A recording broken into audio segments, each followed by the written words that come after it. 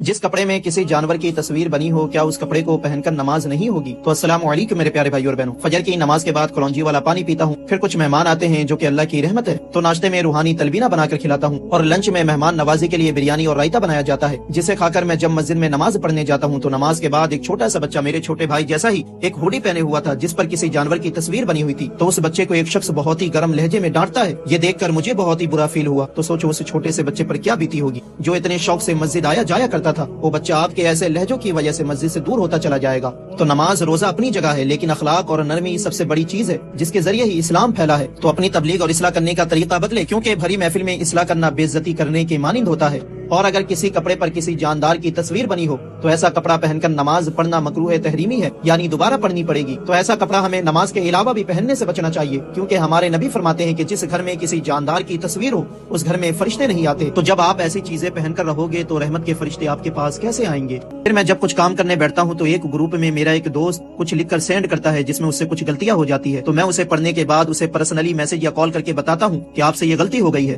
ताकि मेरी इस्लाह उसे इस्लाह लगे, जिल्लत या रुसवाई नहीं। क्योंकि अगर मछली से कांटा निकाल कर नहीं खाया जाए तो उसे खाना नुकसानदेह हो सकता है। इसी तरह अगर इस्लाह सबके सामने किया जाए तो इस्लाह करना भी बेकार हो सकता है, क्योंकि अच्छा काम करने के लिए अच्छा तरीका भी अपनाना बहुत ही जरूरी है। तो